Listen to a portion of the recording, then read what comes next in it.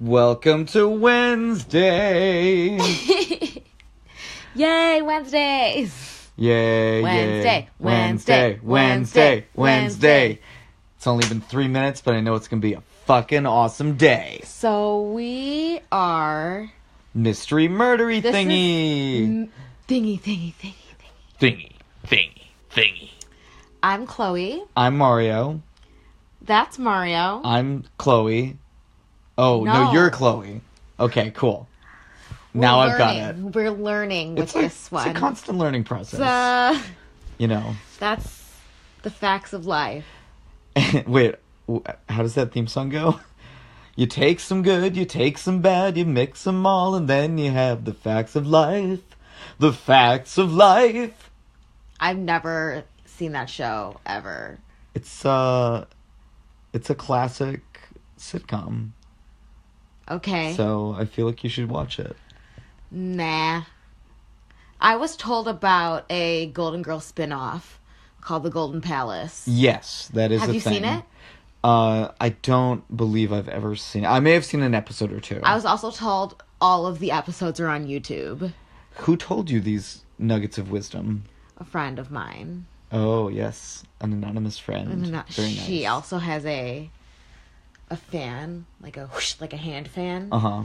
She doesn't have just like one fan who's like, woo, go anonymous Golden Girls fan. You are the best. I'm your one fan. No, an actual like fan. Okay. And painted on it is like all the Golden Girls faces. Nice. It's pretty dope. I got that shirt from Walmart recently. The one that says Squad. That's from Walmart? It is indeed. At least that's one of the places one could buy it. I'm sure Walmart. You can buy it at other places too. Anyway. Yeah. Dude, I want... Oh, this is the podcast where we talk about... mysteries. Golden Girls. Murderies. Classic sitcoms from the 80s. And thingies. Thingies.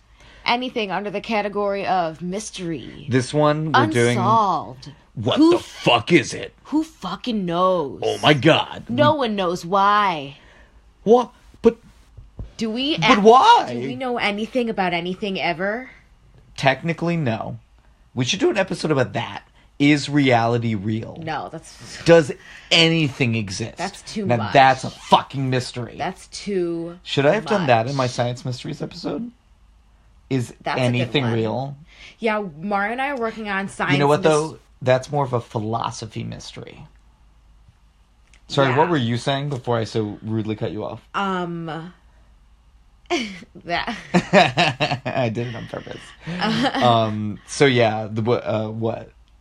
I forgot. We're doing these like pretty much recorded live at this point, so I hope you enjoy our banter. Yay! Yeah. So we're just talking about how we're gonna like organize this. Right? Aren't we off to a great start? We are. We're like, we kind of threw this one together, y'all. So enjoy it. Don't tell them that. No, I want the peek behind the curtain a little bit, you know. We worked for hours and days on this research. We read... Technically, that's true. 4 books each. Technically, that's not true. And I did read a pretty long article. 2 documentaries. You watched like 10 minutes of a documentary. No, I didn't. Oh, it was like 2 minutes. Okay, so anyway, we were like originally, just to like peek behind the curtain a little bit more, we were like originally going to do like, oh, we'll do an alien 2-parter or 3-parter. Like, oh, we'll really dig into aliens. And then I realized that I'm not that interested. I am interested, but I just... Yeah. I don't know. I don't know how to explain it. Here, I'll explain it. So when we both started doing our research, and like we did spend, you know, like we've been doing our research over the past few days, what we mostly found out was that aliens, the whole alien question is like completely it's almost too much of a mystery, okay? Yeah. That's the best way I could explain it. It's almost too much of a mystery. There's a lot out there, and also like it's just all fucking speculation. And it's like the same idea in that the reason that I don't like straight up missing disappeared cases, because it's like she's gone.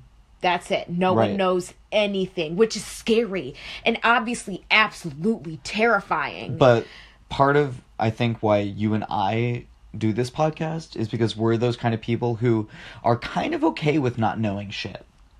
And that's not everyone. Most people want to know. They want to have things certain.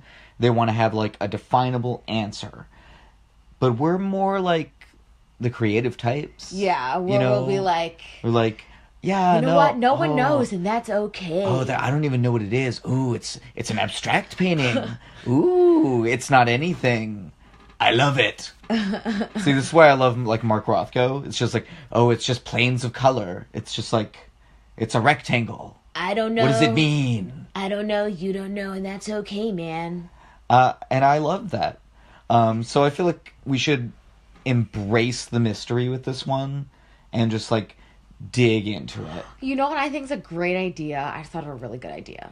I think we should talk about animal mysteries and talk about dogs. Because what I was always think about all the time... Do dogs even exist? No. What is a dog? None of us, like, actually know what they're thinking. That's true. What are animals thinking? What? Why does my dog go in and out of my room constantly? Because it forgets that you're there? We're getting our house remodeled. What does she think is happening? We, like, got all our carpets ripped up, and she, like, can hear herself walk on the ground, and there's, like, click, click, click, and she's, like, hates it, and she doesn't like lying on the floor anymore. I feel like you just want to do a Nibbles mystery episode. What's wrong with that? I also feel like that would be, like, a kid's cartoon. Nibbles Mysteries. Oh my god, of a little dog trying to find, like, dog mysteries. Right. Where have my humans gone? Part 7. An animated the show. The grocery store. Where a dog tries to figure out dog mysteries. What's mysterious to a dog?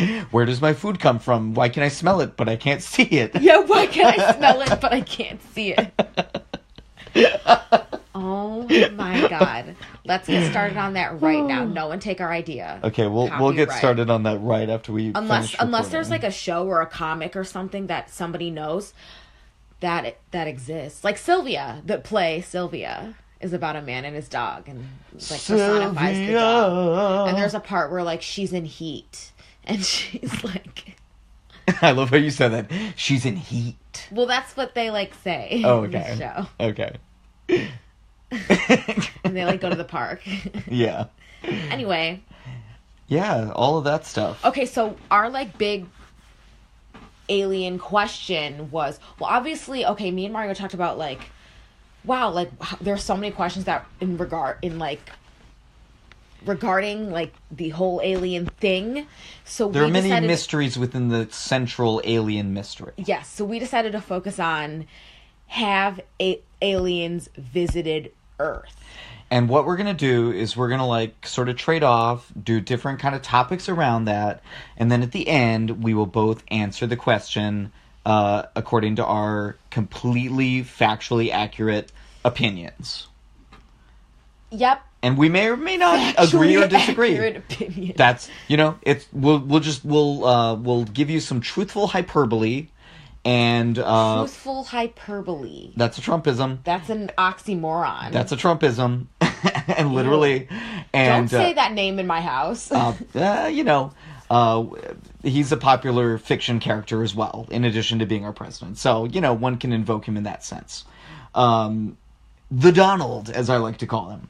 Anyway, and we're getting so, like, off on left field Man constantly of this Orange. Ooh, could that be a new Marvel character? Ew. And he just slimes everyone? Ew. That's his superpower. He's like a slug. He just slimes you. Yeah. Oh, Jesus. Okay, so, yeah, and that's what we're gonna do. That's the structure that we figured out, 15 minutes ago before we started recording. Hell yeah. Oh, yeah. So first thing is gonna be, I'm gonna talk about this super exciting scientific concept called the Drake equation. Which, at first, when you were talking about this, I was like, Mario, no one likes math. But it's exactly. actually it's interesting. I was not bored. Yes. Okay. So the Drake equation, the name is a little confusing because it's not really an equation in the sense. It's not. Okay, you can write it as an equation and then get bored. Which makes it easier for some people's brains, though. That's how they look at the world anyway. Exactly. But essentially, this is what it is. It was an attempt by this guy named Frank Drake in like the early 60s to like answer the question, how many civilizations have existed or currently exist in the galaxy that we could actually make contact with. So you're telling me Drake, the rapper, didn't make this up? That is not a mystery. That is, yes, that's the case. It was not Drake the rapper. What is his full name? That's a mystery to me. I don't know, and I don't really care. I don't like him. I mean, not as a person. I don't like his rapping style. I don't fucking know him. I like Drake sometimes. Yeah. I don't like Drake when his singles are, like, forced down my throat. Like, I like to discover a song by Drake. Yeah, but that's more just a thing about you and popular culture and less about his music inherently. Should we have a musicological discussion about Drake? Is that... You and could I that could be have an interesting episode? Could that be an interesting podcast? Not at all. Just us having musicological discussions? I know you would do well at it, Mr. Musical Composition Major. Yeah, but... Look at me, I'm Mario. I can write an orchestra. I have more fun talking about mysteries. Me too. Moving on. Because we're Team Mystery. So, this Drake equation is very mysterious in the sense that half of it's kind of made up bullshit. Not bullshit, but just kind of made up. So, okay, so here are the factors. That's a really sharp turn. Okay, I feel like the bed's being very squeaky this episode. It's fine. Okay, so the average rate of star formation in our galaxy, that's the first thing. We know that. That's not a mystery. The fraction of stars that have planets around them is the next factor that we're multiplying together in this equation, so to speak. That is also pretty well known now because of the Kepler missions, and we've like detected planets around other stars, and we kind of know that now. The average number of planets that can potentially support life around their stars, that's getting a little more speculative. We know it to some extent, but it gets into these questions. What is life? How does life that's exist? what I was thinking. So it gets into these like fundamental philosophical questions. Like that was definitely like one of our things when we were talking about like what is I mean, never mind, because you like totally shut me down last time I said this. Well, that's like a whole topic which we can definitely get into, but I just want to finish the Drake equation. So the next part of it is the fraction of planets that could support life that actually develop life at some point. We don't know that. That's essentially how much life is out there. That's crazy. Right. That's like the big central mystery that like we really have no fucking clue, right? That's like unfathomable. Yeah. Did I say that right? Yes. And then there's like the fraction of planets with life that actually go on to develop intelligent life and create civilizations. Okay. Now that's even more speculative. So there's a lot of factors here. There are a number of factors here. And then the next one is the fraction of civilizations that actually develop a technology like radio, right, that releases a detectable signal into space. Whoa. And that's like... no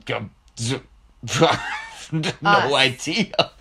I mean, that's us. That's essentially saying how many other human-like aliens exist in the galaxy. And this factor is what, or maybe even the one before it, is the one where I think of when I think of the word alien. Sure. But you said that, like, an alien could be literally, I mean, it is. Exactly. Right? And that'll be kind of our, like, third topic we're going to do? What? Remember how we talked about the structure of it? And how I'm going to start with this part, and then we're going to do the other thing, and then we'll talk about what aliens would actually look like. Oh, yes, I remember. Yeah. Remember that? Because it was like 20 minutes ago. And then the very last factor in the Drake equation is the length of time that those civilizations would actually release detectable signals into space. What do you mean? How long the civilization with these ancient or with these intelligent life forms would actually exist for. So, say in 1,000 years, humans wipe themselves out by nuclear war. I heard it was supposed to be 2050. Well, there are more time times that the end of the world, so to speak, has been proposed or like said that it's going to happen, then like there have been years. Like people, it's called eschatological thinking. It's like the end of times is always here, right? When will be the end of times? That's another mystery.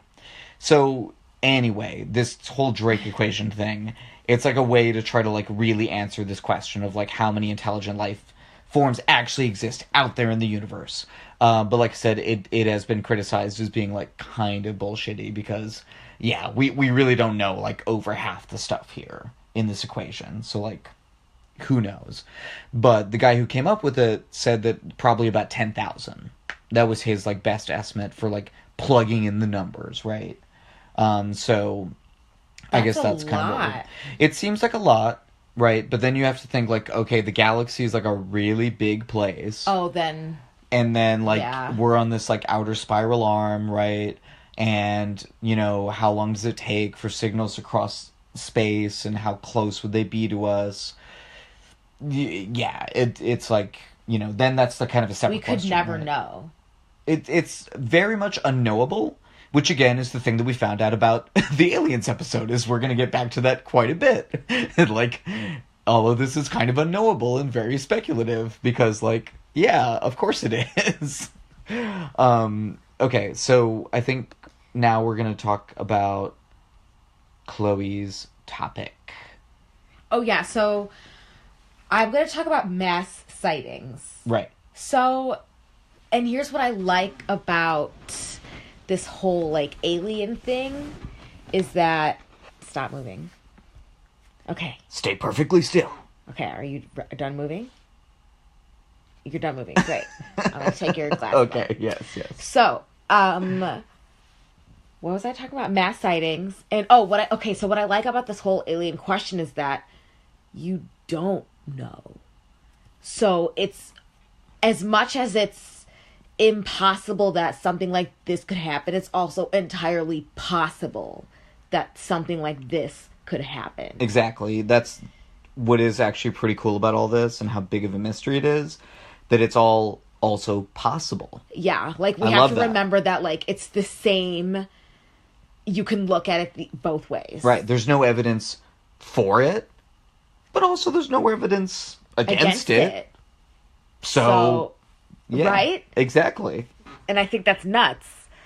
Considering that's all of nuts. the weird... That's so crazy. Considering all of the weird shit that's happened since, I don't know, the beginning of time. Yes. So... Which I'll talk about, but first you're going to talk about more modern stuff. Yes, I'm going to start off with the Roswell incident, which is, like, classic. But I'm also going to do, like, a very, like, quickie, like, summary of it. Yes. Because there's so much. Yes. So, the, like, 101, the, like, crash course on the Roswell incident has to Crash course? I see what you did there. I didn't do it. You pointed it out. And, not gonna lie, pretty solid joke you got there. I'm gonna give you, like, a 7.5 out of 10. Where I usually give you, like, a 6. I was gonna say, that's pretty high for me. Yeah. Yeah. Yeah. Yeah. Yeah. So this happened all the way back in 1947 in Roswell, New Mexico, which I do want to... I'm always like, I'll remember this. I don't have to write it down, but I want to talk about it anyway. About how, like, the whole, like green men and big eyes, like, craze started, and how the Roswell incident was a big part of it. So, basically what happened was debris was found by a man named Will Brazel. So, basically, he found, like, some, like, weird pieces of random material. So, he told according to the Roswell Daily Record, that he and his son saw a, quote, large area of bright wreckage made up of rubber strips, tinfoil, a rather tough paper, and sticks. So what happened was he ended up going to the sheriff of the town, Sheriff Wilcox. He told him what he found, and Wilcox immediately reported it to the RAAF, which is the Roswell Army Airfield Foundation. Oh, no. Airfield. Sorry. I was like, wow, I forgot the F. I wonder, maybe I should just guess what the F is, but it's field. I'm sorry. You're doing great. I think you're doing great. Thank you. So he went and reported it to the RAAF, the RAAF, NAACP. He reported it to the RAAF, the FBI, and the OSS, and the NAACP, the USFL, the XFL. What's the CFL, the NHL. What's the XFL? NAMBLA. No, I'm just kidding. That was a bad joke. Wait, what? What's the XFL? What? That's the Extreme Football League. Oh, really? Is that a real thing? It did not exist for very long. It was, if memory serves me correctly, partly funded by Trump and also by Vince McMahon, mainly Vince McMahon. And I believe that it will be coming back soon. Anyway. God, what a turd. Okay, so the RAAF sent out some agents who basically pick it all up, and left. Pick it up. You pick it up. All of you pick it up. Sorry. What are you? I just have the giggles now. Yes. No complaints. Okay, so the next day, they sent out a press release that basically said that they found a flying disc and then it crashed onto a ranch near Roswell. So people were like, oh, what the fuck? So basically the press got... Oh my god, I've never heard you snort before. That was new. I've done it many times. Okay, so they sent out a press release. They're like, oh, we found this flying disc and it crashed on a ranch. You're saying a press relief. Oh, press release. That's what I'm laughing about. Sorry. I'm not laughing at you. I'm laughing with you. Well, you are relieved when you release. I don't know what that's supposed to mean. Was that a poop joke? Should we not do podcasts at 12:30 in the morning anymore?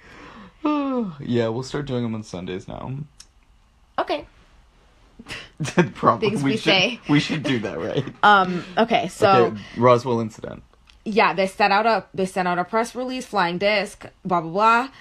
But the press got... saw that press release, was like, oh shit, like, this is kind of crazy. But later, the story kind of changed. Another report came out that said something different. They said that they identified the object as being a weather balloon. And in the first initial press release, they did, like, describe it kind of like a weather balloon, but also kind of not. It was like, I think I was looking at the description as a weather balloon because later I knew they were going to call it a weather balloon. Does that make any sense? Or maybe it just was a weather balloon. Or it wasn't a weather balloon. Or maybe it wasn't a weather balloon. Well, here's the thing, though. It was from an experimental technology. It was experimental technology from a trial called Project Mogul. Okay. So this is where we get into some, like, government cover-up shit. Yeah. Right here. And like I said, this happened in 1947, so it's like, you know, during the Cold War. And so it was involved in surveillance of the Soviet Union during the Cold War. So basically it was designed to detect sound waves from, like, the atmosphere that would have been released when the Soviets were doing bomb testing. So it's kind of an atmospheric seismograph. Yes. So the key account for all of this weirdness came from a former mortician named Glenn Dennis, who claimed in 1989 that a friend who worked as a nurse at the Roswell Army Airfield had accidentally walked into some kind of an examination room where doctors were supposedly bent over the bodies of 3 creatures. They apparently resembled humans, but with small bodies and spindly arms and giant bald heads. So after that, there were lots of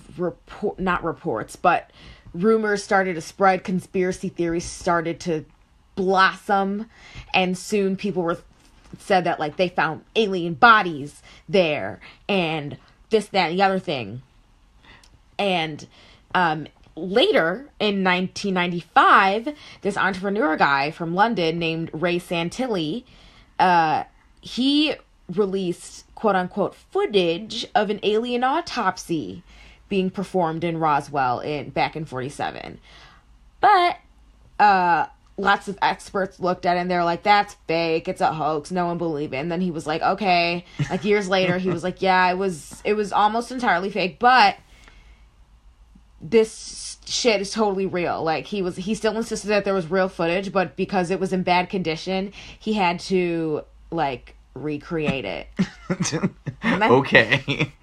Yeah, it was there and I saw it, but it was, like, pretty grainy, so I just thought, like, everyone would like it in high def, right? So I just, like, redid it, and, like, no, I have the real one. No, it's like, real, and it's, like, over there. But, like, only I can see it and shit. So, only I can see it. Yeah, it's like, it's, like, really grainy. Roswell's been pretty debunked. It seems like it, yeah. Pretty much. But what's also still interesting about Roswell is that it led to the whole, the U.S. government is covering up aliens, and they've been doing this for years, and this, that, and the other thing, right, and blah, blah, blah. And it kind of put all that hype out into the world as well. Has actually kind of been in the news a little bit more lately, or, like, not lately, but in the past, like, several years, because, and I, like, forget his name, but he was like, Harry Reid, the, like, Nevada Democratic senator, he was, like, secretly funding this project to, like, look into whether aliens, like, have visited Earth, and, like, whether the government knew about it in the past, like, looking into this, like, exact question, not Roswell particularly. It was, like, $2 million, or no, it was, like, $22 million, and it was called the AFIP, I want to say. It was only released in, like, 2017, like, and they just talked about it. But it was disbanded in, like, 2011 or something, I can't remember. I think it went from 2012 to 2017. Oh, is it, like, in your write-up? I don't know. Okay, anyway, it's just, like, another, like, part of this. But I know a lot. Which kind of gives some legitimacy to it. I know a lot of these were taken from that. Oh, okay. Like, here's some of the stuff that they revealed once that was revealed. Okay, yeah. Tell me about it. Tell me about it. So basically what I ended up doing was looking at mass sightings, and ones that I just picked out, ones that I thought were the most credible and the most interesting. So thank you, because you are a registered ufologist, right? Of course. Good. Anybody can be. Right. Not true. So let's talk about the New Jersey Turnpike. So at the New Jersey Turnpike during the weekend of July 14th and 15th of 2001. So this happened a little bit after midnight. About 15 or so people contacted police saying that they saw these strange lights in the sky. Quote, I saw 16 golden orange colored lights, several in a V-type formation, end quote, said Lieutenant Daniel Tarrant of the Carteret, New Jersey Police Department. Quote, others were scattered around the V, end quote. Tarrant and other police officials cannot explain what was hovering in the sky. And what's so interesting about this one is that it literally stopped traffic. It stopped traffic at on the turnpike. So golden orange lights were described moving quietly across the sky. They were flickered, but then they vanished one by one. What I thought was interesting about this was that when they, like, were doing like on ABC 7 News, like I would, like, watch some interviews with, like, eyewitnesses, and, like, a lot of them said it was, like, kind of peaceful and like pretty to look at, and it wasn't, like, really, like, alarming, but it was, like, it was still, like, mysterious. This woman was like, we just witnessed a miracle or something. Good for her. Giving me that look. What? So some of the common, like, debunks are like, oh, maybe it was the airport, like, it was probably something in the weather. But let's see if I'm saying this, Newark, New Jersey? Newark? I think it's, like, Newark, New Jersey. Something weird. Newark. Is that what it is? Yeah, Newark. Newark Airport reported no unusual flight patterns that night, and the National Weather Service had no explanation for them either. Very mysterious. Very weird. No, but I was thinking that too when you were talking about it. That's why I was like giving you that look. I was like, isn't it just like some kind of plane or like astronomical something or other? I don't know. Like, it's just like lights, right? I think a lot of it has to do with how fast they were moving, and I also reports that they were too fast for, so they were too slow for to be meteors. Okay. But I also went to skeptics.com for one specific, I think it was the Phoenix Lights, and that's why I didn't want to talk about them. It's fucking skeptics.com, even though I try to stay away from that site. They're all just so cocky. I don't get it. But if I write it on the internet, it's true, okay? And they were just talking about how this Arizona reporter was like, well, I got the real story, and it was just airplanes and this, that, and the other thing. Yeah. But he did make a good point in saying that it's hard to tell how fast something is going when it's in the sky, or how far away it is from you. Or if it's a reflection from the atmosphere, or something beyond the atmosphere, or something below the atmosphere. Yeah, yeah. And I don't know, I know you're probably not going to talk about the Marfa lights too, but I've looked into them a little bit, and it's Marfa, Texas. It's I don't remember, 80 or 100 miles west of Austin. Yeah. We watch videos of it. Yeah, and there's some of them that people think are cars from the highway, but then there's other ones that couldn't possibly be that. So no one really knows. I don't know if that's connected to aliens necessarily, but it's just another one of these weird mass sightings kind of things. Yeah. Yeah. Did you have any other ones, or? Yeah, I have more. Okay, cool. Keep going, please. So, I have one that's kind of a hometown. So, Tinley Park, which is, really close to where I grew up. And apparently Illinois is, a pretty big place for documented UFO sightings. Specifically 3 separate incidents in Tinley Park. August 21st, 2004, August 1st, 2005, and then August 31st, Halloween night, 2006. So all of them were described as 3 red lights hovering in the sky in a triangle formation. So the August 21st sighting was photographed by hundreds of people, not only in Tinley Park, but they were seen in Oak Forest, Orland Park, Frankfort, and Mokina. So they were hovering in unison for about a half hour, making no audible sound. Also that night, happened to be I thought this was funny, an Ozzy Osbourne concert was letting out, so there was even more witnesses, because there was just a ton of people coming out of this one place, and people were looking up the sky and be like, oh, what the fuck is that? And so some possible theories are that it's something from O'Hare, because O'Hare Airport, one of the busiest, biggest airports in the country, is right there. Right. Also very annoying to get around. Or it was, what are those called? Lanterns. Those Asian paper lanterns that were set off in San Francisco that night. But that didn't make any sense. What? Because paper lanterns don't fly that far. Yeah. Yeah. Would they not just be from Chinatown in Chicago? Maybe. Was it... That kind of makes more sense. Was it the Lunar New Year or something? No, I don't know. Okay. That one seems... That one where I was like, what? Yeah. But then I was thinking about it, I was like, I guess it could be a thing if it was in like you said, downtown. I guess. But I also read that paper lanterns basically start wildfires and shit. I bet.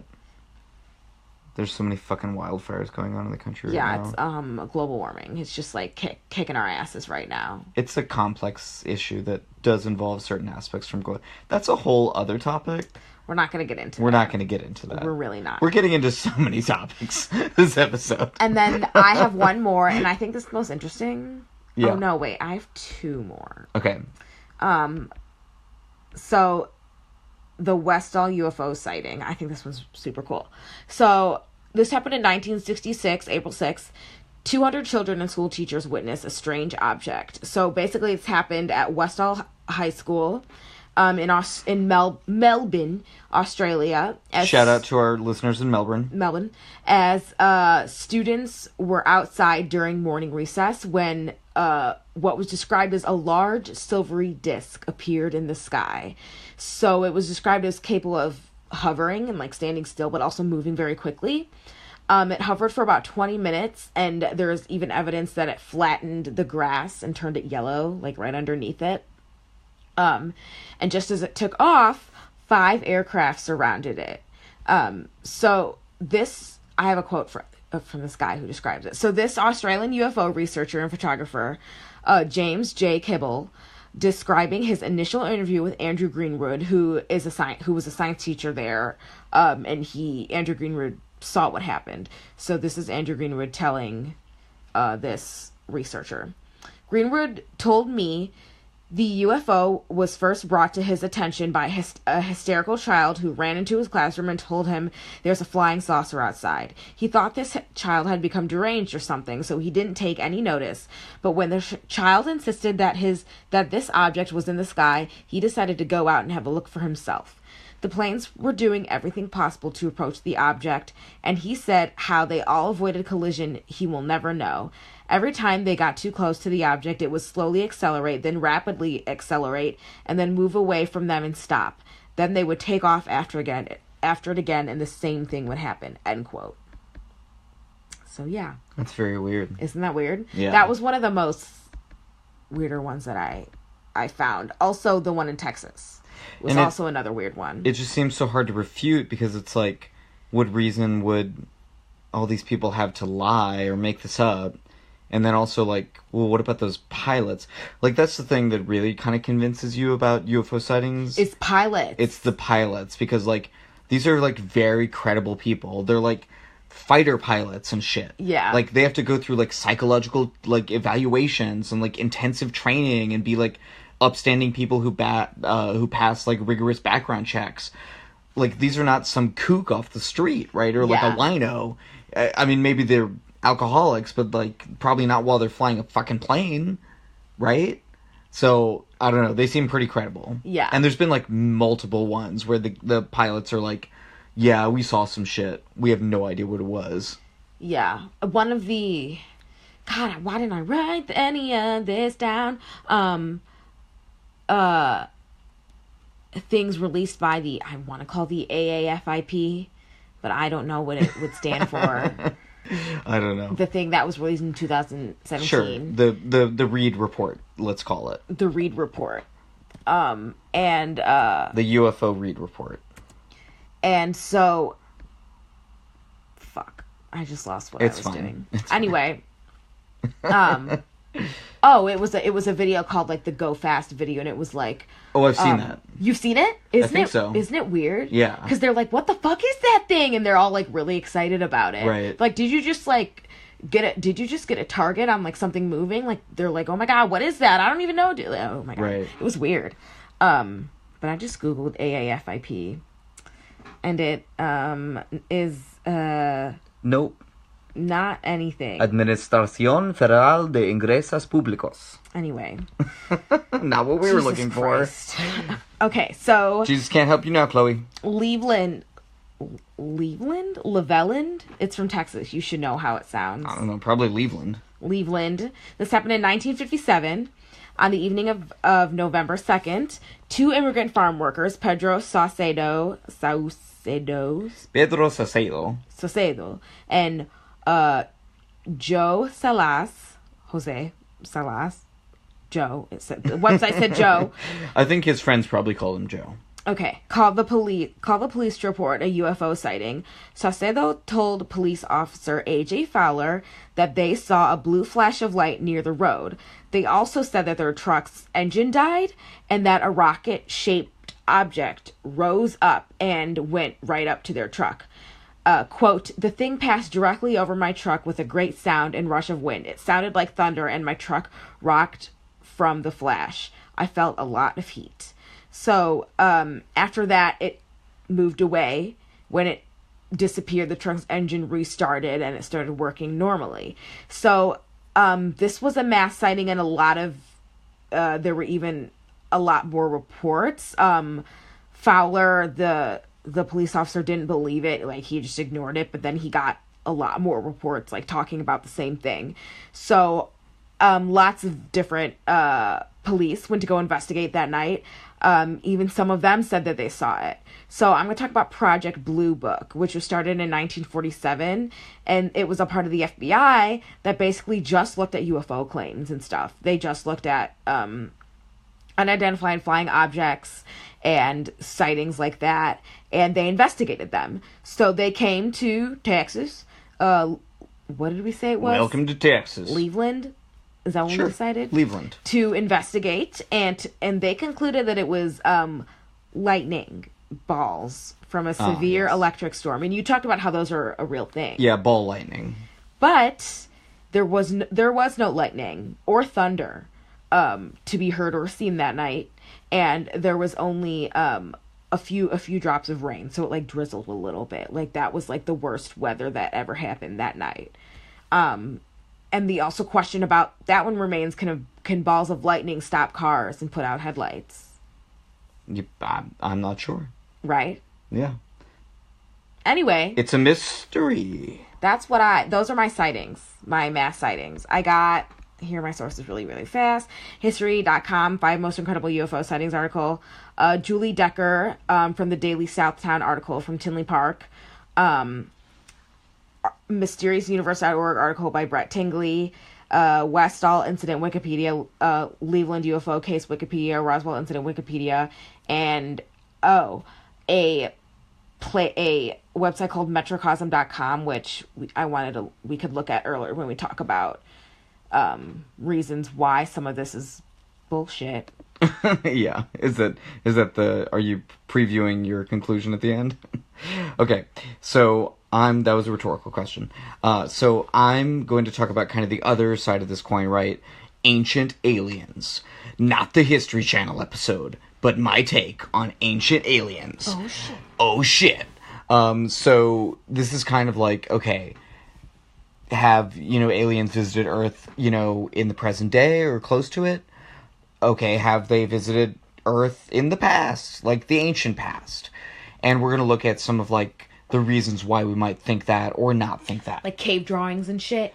So I didn't quite get into the cave drawing. I'm going to kind of look at two kind of main pieces of, like, speculation about this. Like, architectural and religious. So we'll kind of, like, focus on those two areas. But this whole, like, idea of, like, ancient astronauts, ancient aliens, it basically comes from, like, storing stories, myths, drawings, like you were saying, like, whether that's cave paintings or, like, stuff in ancient Egypt or ancient Mesoamerica, the Nazca lines, like, shit like that. Yeah, the Nazca lines. Right, like, That's human... some weird shit. The human from the Nazca lines, is that, like, an ancient alien? But we'll get into some of that stuff. So, also, some people think that this is basically, like, the best explanation for, like, how did ancient civilizations have, like, this high technology, supposedly, or were able to build this, like, thing that even now we don't know how to build. Like pyramids. Right, so they basically, like, fit ancient aliens into that piece, into that, like, missing piece. So in that way, it's, like, inherently very speculative, and many, like, legitimate scientists and historians and anthropologists and so forth and archaeologists think that, well, it's kind of unnecessary to invoke this thing, ancient aliens, right? Because there's no evidence for it, again, right? But again, there is no evidence against it, and therefore we will talk about it. That's the key. That's the key. Irrespective of Occam's razor, we're going to dig into it. So, less reputable, but perhaps more fun, researchers do posit that ancient aliens can explain everything from, yes, the ancient pyramids of Egypt, to religion, to the origin of man itself. That would be a very easy blanket. Yeah. Aliens, man. Aliens. And I'm going to talk about that one. Jesus was an alien. Jesus was an alien. Buddha was an alien. Fucking Michael Jordan was an alien. How could that freak be a real person? The Queen of England's a lizard person. And alien. I thought about getting into that too, but that's just too many things. Like the ancient humanoids or ancient, like, reptoids from Earth, but not actually aliens. We're not going to get into that. That's like a whole side thing. But anyway, we will go through some of these, like, ancient architecture, like, pieces of quote-unquote evidence for ancient astronauts. So the first one I'm going to talk about is Sacsayhuaman, which is an 1,000-year-old fortress that's located just outside of Cusco, which was the ancient Inca capital, and also the name of a delightful character in The Emperor's New Groove. Cusco's poison. Poison. I'm a llama! Cusco. Poison. Cusco's poison. Why do we even have that liver? What a great movie. I fucking love that movie. So, the fortress of Sacsayhuaman was made from huge stones that were worked and fitted together very, very precisely. Now, some of these stones were as much as 360 tons, and they had been moved for 20 miles. So, while, yes, So this is some, like... archaeologists have found, the kind of evidence of a rope and lever system, it's still kind of, a mystery as to how they were able to do this, and maybe it was with alien help. Shit right there. And I am going to get to Stonehenge. Don't read ahead, Chloe. So the next one... I wasn't. I know, I was kidding. You were so offended. Sorry. No, I know, you're looking at shit on your phone. So anyway, the next one I'm going to talk about is the Nazca Lines, which, you can go back to episode 23 to learn more about. Yeah. But the main reason that these were linked to ancient aliens is that they are only visible from the air. Because they're fucking enormous. Yeah. Like, some of these are, like, pictograms, and some of them are just straight lines. We have pictures of them on our Instagram page, too. Very true. Mystery Murdery thingy. We're on Instagram. But it also, it just invokes this question, right? Of, like, why would they do this? If these things could only be seen from the air, maybe it was things from the air that they were meant for. Like, ancient aliens. Ha ha! And we've put the ancient aliens into the spot where they're supposed to be. And again, there's also that one dubbed The Human that does look pretty alien-like, to me. We also, of course, have the Egyptian... It looks like Squidward. Kinda. And then, of course, we have the Egyptian pyramids, because we really still don't understand how the ancient Egyptians, more than 4,500 years ago... And don't they, like, line up with the sun or some shit? Or is that a rumor? Oh, no, there's also that. Yeah, I was getting to that, too. I'm sorry. It's okay. Just like... I was just... what else do these weird things do? Oh, my God. So excited. The pyramids are also aligned with Orion's belt, and other, like, meteorological stuff. So that also gives them kind of a spacey feel. Bizarre, isn't it? Yes. And then also, of course, Stonehenge. So you can listen back to episode 12 for more on that. And this is one of the favorite examples of probably the biggest ancient aliens proponent, Erich von Däniken. I believe he was from back in the late 19th century, and he was kind of the ones who started this whole thing about ancient aliens, like back then. He's kind of like the progenitor, so to speak. Because Stonehenge as well has apparent astronomical significance, which has led many people to believe that it was influenced by aliens, and that maybe it was even a landing pad for ancient aliens. I did hear that. Ooh, yeah. Come here, aliens. We want to partay. We are the ancient druids. Come have sex with us. Yeah, steal our genes. We don't even care. That's it. It's the druids. Oh, yeah. There's a lot of, like, stuff when you start looking into this about, like, aliens, like, having sex with humans and stuff like that.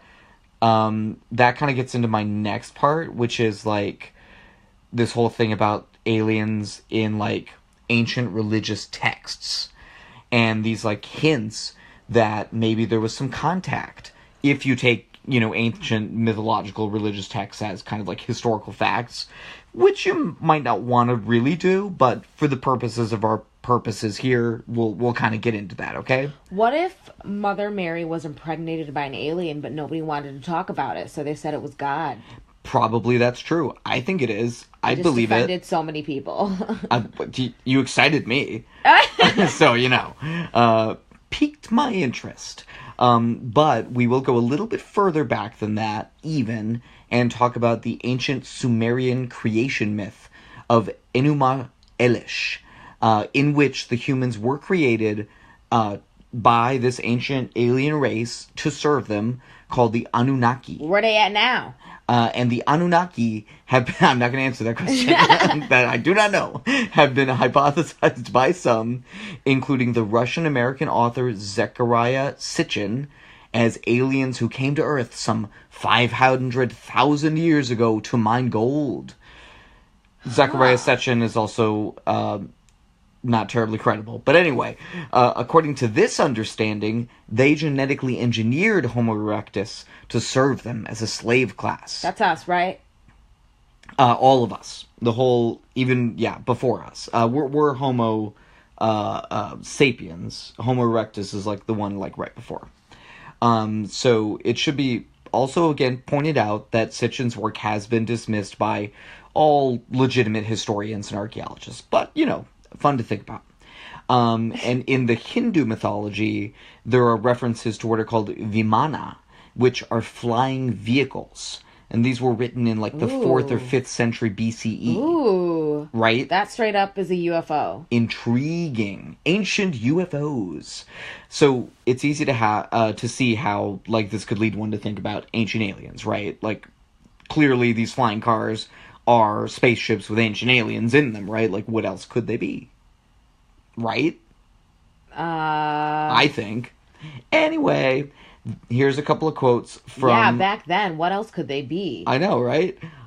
So here are a couple of quotes from... Thank you for engaging in my... Well, I kind of had to, like, think about it. I was, like, trying to think of, like, a snarky, like...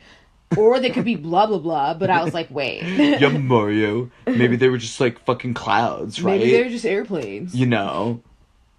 Jeez. Wait. Right?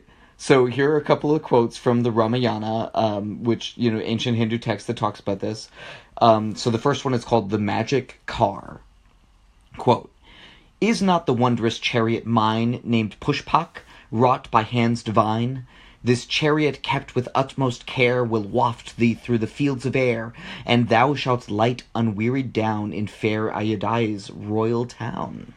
So, BMW? So, like, how at the end of Grease... wait, is that at the end of Grease, right? Where they fly off in the flying car? Yeah, like that. Exactly. The next one is called The Departure. Quote, "Swift through the air as Rama chose, the wondrous car from earth arose, and decked with swans and silver wings bore through the clouds its freight of kings." Yes. So, some high-class alien technology right there. Obviously. There are also some passages in the Christian Bible that seem to point out ancient aliens. We should talk about the Bible. Yes, very mysterious, the Bible. We should read it first. The whole thing. Yeah. Marcus is reading it out loud. Marcus Parks from Less Podcast on the Left. That's like a side podcast he's doing. Oh. We could just listen to that. So there are passages in the book of Genesis that talk about the Nephilim that married, quote, "the daughters of humans and had children by them." I thought those were angels. They could be angels. They could also be ancient aliens who visited Earth and mated with humans. And this is further supported by the apocryphal Book of Enoch, which talks about 200 angels called Watchers. Their descendants with humans were the Nephilim, and supposedly they instructed the humans in advanced technologies and were taken away by other aliens because they overstepped their original role, simply as observers. That sounds like Castiel, the fallen angel from Supernatural. This idea recurs many, many times in Christian and Christian related thingies. What season is that? Right, exactly. Everything always eventually comes back to Supernatural.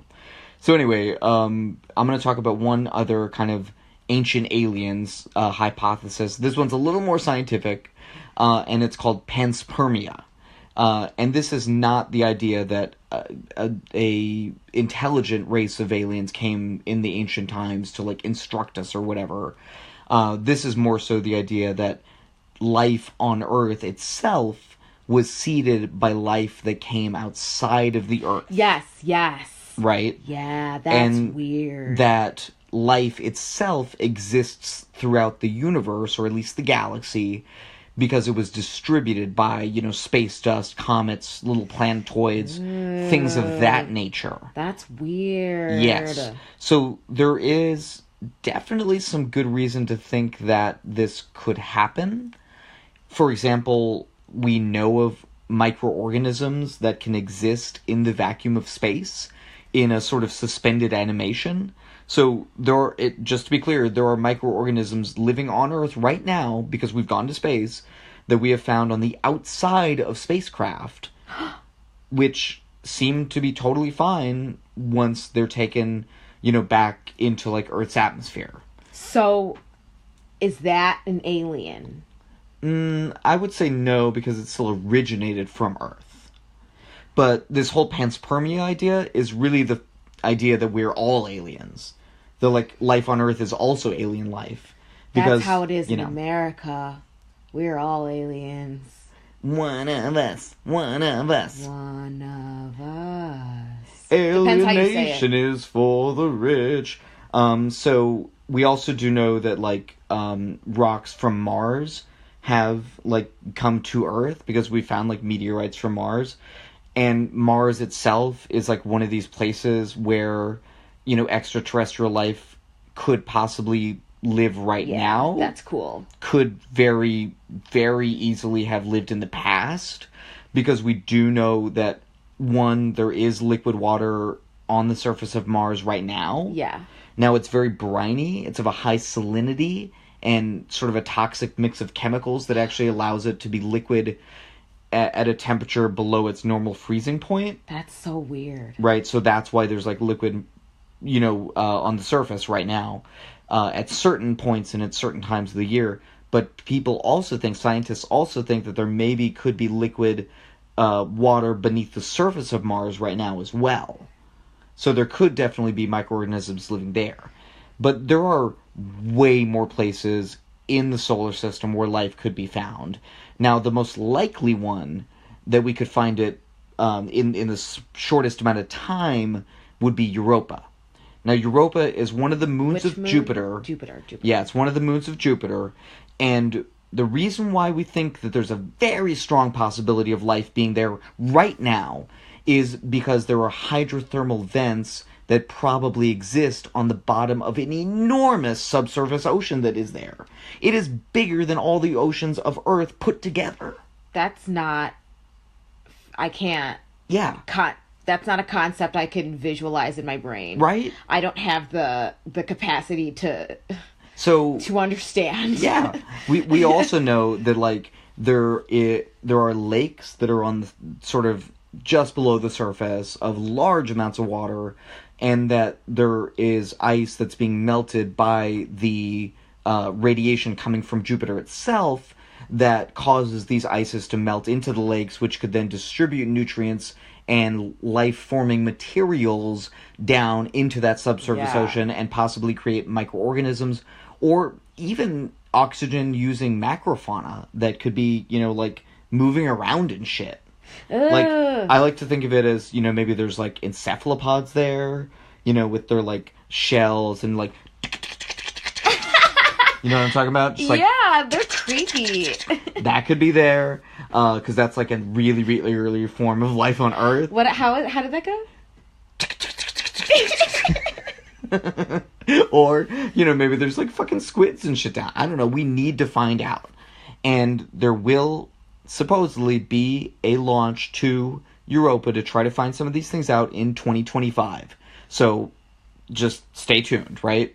But there's way more places. There's Enceladus, which has very similar conditions, and there's also Titan. Now, Titan is super weird.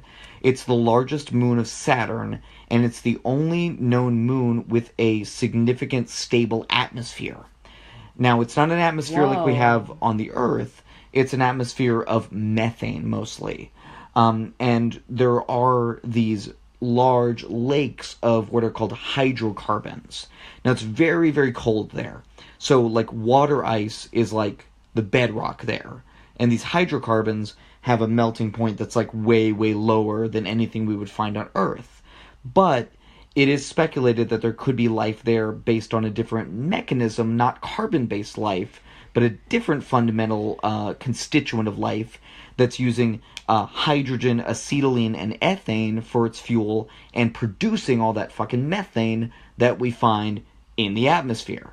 So there's that too. So many places where life could exist. That a did not fundamentally entirely different make- type of life. That did not entirely make sense to me. So what you need for life to exist. Okay, wait, what's hydrocarbon? I don't understand. Hydrocarbon, it's just like rock. It's just like a kind of chemical thing. And so there might be life in there? Yeah, because life needs like a stable environment, right? Okay. And it needs like some form of energy. And usually where we find that is where there's like liquid water somewhere. Like the one place on Earth where we don't find life. And they have liquid hydrocarbon. Okay, but let me there? finish my point. Sorry. The one place on Earth that we don't find life is in the first like few centimeters of the Atacama Desert. That's the driest place on Earth. It's the only place on Earth where you like are not finding water at all. So what we think is that for life to exist, it needs like this liquid stable water, right? So on Titan, the role of water could be being filled by these hydrocarbons because they are a stable like liquid on the surface of the planet. So it's like water but not water? Yeah, it's like a different type of liquid that these It's like a water substitute? Exactly. And like water there is rock. So it's like, think about it that way. You said the ice is like their bedrock. Exactly. That's bizarre. Because it's that cold, that it's like that hard and stuff. And then there's like other places as well. Like people think that maybe Ceres, which is a dwarf planet in the asteroid belt, it has like a thin water vapor atmosphere. So there could be like frost on the surface of it. And maybe like some kind of what are called extremophiles could live there, which are like these microorganisms that live in these like extreme environments. So we also have all of these names for these other types of life and stuff. Right, exactly. I didn't even really think of that. Yeah, this is all part of what's called astrobiology. Now, astrobiology is like what we're talking about, but like actually, like, oh yeah, but like in a scientifically like rigorous way. Like, how can we think about this? Not like an ufologist, but like an astrobiologist, right? Yeah. And when astrobiologists think about these things, they think about like, okay, what would like alien life like actually be? So like, I feel like we should talk a little bit about like, yes, what would it actually be like? Like, would it be like on Star Trek where it's like, you know, like us, but like with a big ridged forehead or something? No, I don't know. Probably not, right? I think it'll be little tiny microorganisms. That's the most likely that we're gonna find in any, and I guess the most likely to like exist for a long period of time too, right? And if we do find some kind of intelligent, I don't think it'll be as intelligent as we are. I feel like that's, I'm not sure what you mean, like as intelligent as we are. Like if we were gonna find, like, we would find something with the equivalent to like a dog or something. Like it wouldn't be like the Drake equation. It wouldn't be able to like send like radio signals out somewhere, but it would be able to do this or what. It like was one of the factors of the Drake equation. Right. Like it could be the life. The number of like intelligent life forms that evolve. Yeah, so you think that like life is pretty ubiquitous, but maybe intelligent life is like, you know, pretty like rare. Like you would put in a very small value there. Yes. Yeah. I think this list right here really helps. I don't know. That's one of those things that like is very, very speculative. But I think we also have to just like keep in mind that like evolution works based on the conditions that are present in a particular environment, right? Like we evolved the way we evolved because of the way Earth was at that time and in that place.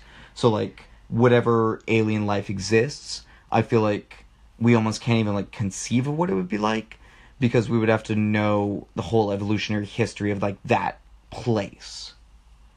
You know what I mean? Like, Yeah. I was reading an article, and that's like... not really a thing you can do, right? To some extent. I mean, that's, like, what astrobiology is, like, trying to do, in addition to, like, okay, this planet that's, like, over there, like, 50 million light years away, right? Or whatever. What is, like, its atmosphere? And, like, is it, like, a rocky planet? Or, like, is it mostly gas? Or You're shit like that? asking the big questions here. These are the really big, unanswerable questions. And that's why we love it. Yes. But I do feel like, you know, aliens, yeah, it's probably something that's not just, like, looks kind of like us. Or, I don't know. Yeah, it's either, like, those, like, microbiology kind of things, or something we just, like, can't even conceive of at all. So as we're wrapping up here, Yeah. let's answer the question. Have aliens visited Earth, yes or no? Okay, you go first. I'm going to have to say yes. I just feel like there's too many factors and too many unanswered questions that we have as, like, human beings that we ourselves have conjured to have it be, why not aliens? You know? Does that make sense? That does make sense. I'm going to take exactly the opposite tack. And you say no? And I'm going to say no, and I'm going to say, why aliens? You know, like, for all these things, it's like when I was doing my Ancient Aliens, like, part, like, there are alternative explanations for all these things that are just as, if not more plausible, and the simple vastness of space and time, the pale blue dot. Love you, Carl Sagan. So I just feel like the sheer vastness of space itself definitely would argue against intelligent life having visited Earth. Because, yes, although, you know, Frank Drake did think, okay, maybe there's 10,000 intelligent civilizations out there right now broadcasting, right? The ability for you to get across such vast amounts of space in any conceivable lifetime, it just seems like it would be almost impossible for us to visit each other. But that's to us. True. That's a very good point. There's some other place out there that we can't even see where that kind of thing is. What do you mean you can't travel through space? What? Right. No, that's very true. With this technology and this technology that we have and we've known for however many years. Right. You know?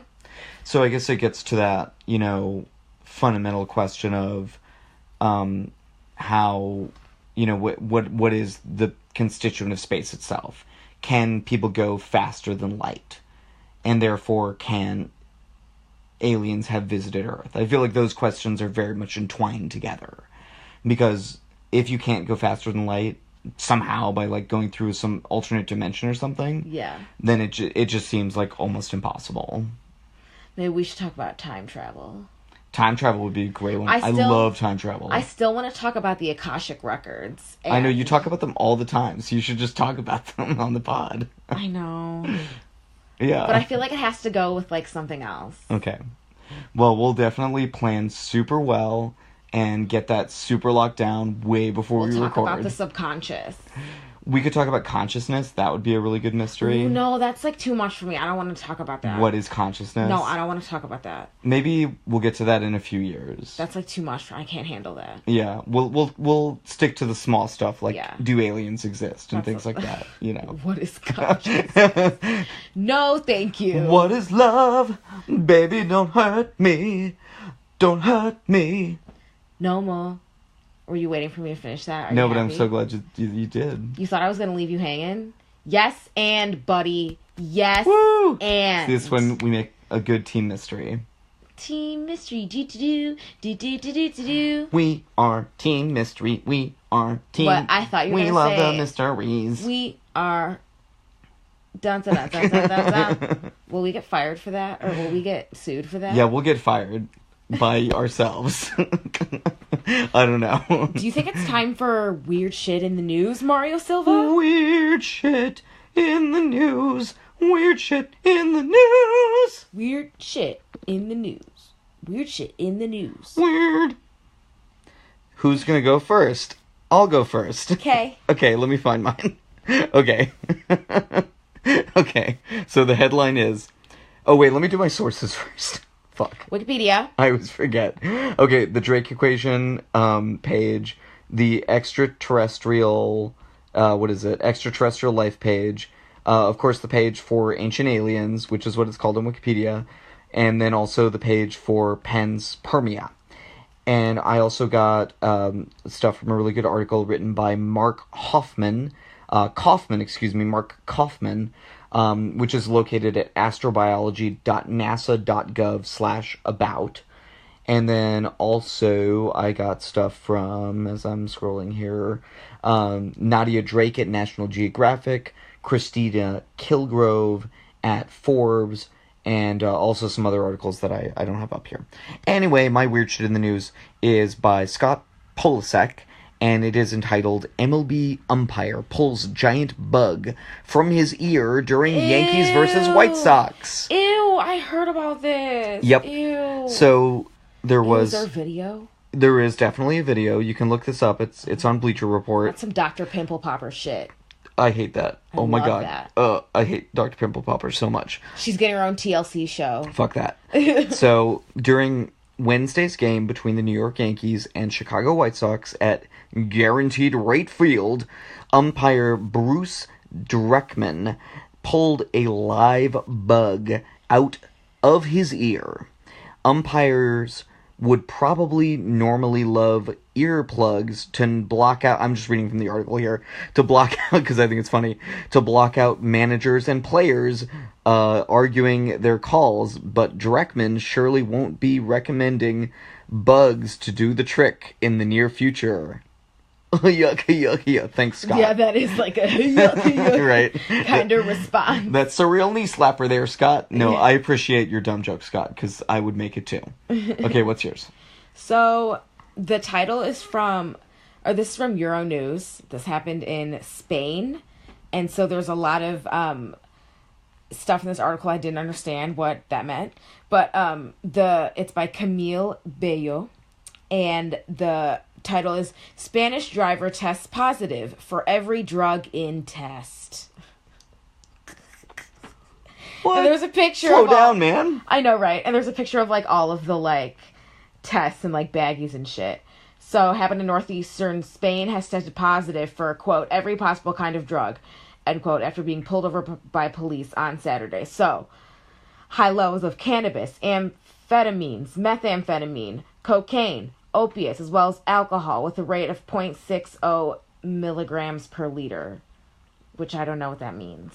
Well, 0.8 is legally drunk in the United States, so it's Is that definitely like kind milligrams of per buzzed. liter? I think so. Okay. And then, yeah, he was fined and had 6 points deducted from his driver's license, which when I first heard that, I was like, 6 points from Gryffindor. You may no longer play... What's that game they play? Quidditch. Quidditch. Quidditch. Quidditch. Quidditch. Quidditch. Quidditch. That sounds like someone from Wisconsin is like playing Quidditch. Quidditch. Just Quidditch. Just Quidditch. But, yeah. His vehicle's now been impounded. Well, you know, I guess sometimes you gotta test your limits to know your limits. But that's the moral of that story, I think. everything? I'll have the lot. I'll have the lot. Oh, it is just wafer thin, sir. No, I couldn't eat another bite. Can I do one more? Yeah. It's really short. This is from Like me? CTV News from Canada. Yeah, like you. Yay! Quote, just nobody died, end quote. PEI reporter clarifies lack of obituaries. What? So, yeah. The journal Pioneer, which is, let's see. It doesn't say. Reporter Colin McLean, 32, answered them on Twitter, just nobody died. He wrote a tweet that went viral. Good. Glad everybody lived that day. That's a good story. Good shit in the news right there. PEI. I don't know. The PEI newspaper. PEI. Tell us what that means. Somebody email us. Look it up for us. Pioneer something something? Because it's called the Journal Pioneer. It's what the report is from. Yo no sé. Chloe? Is CA Canada? Yes. So it must be from Canada, I suppose. I'm retweeting this. Nobody died. Good. Okay, I think we're done. Yay! We did it! Yay! Whee! We did it. Thanks y'all for listening to us. Yeah, for real. Thank you for listening to our bullshit. I think we've gotten to a pretty high level of bullshit at this point, but we have so much more to go, and we're so excited to get there with y'all. Yay! We're officially Team Mystery. We're working on it. Yes, Team Mystery. Is that what our fan base is called? Like the Bay Hive? That's what we're called, and everyone else that also is joining us is called. Okay. We're all Team Mystery. All right. I also think that should be our Twitter handle. Nobody take it. Don't you fucking take it. Team Mystery. So it's probably on there already. Probably. It probably is. I'm not worried. Yeah, it's fine. Okay. You go to our Patreon page, patreon.com/mystery murdery thingy. Give us $1. We'll give you a shout out. When we'll start recording the Weird News Extras on Sundays too, because we'll have a lot more time now that you're not doing the fair. Although you guys should go to the fair, because it's still going on till Labor Day. Bristol, Wisconsin. Best fucking rent fair in the country. It is so fucking good. They're not paying us to see it, including Chloe, who works there. So anyway, I think, we're probably done. Okay, bye.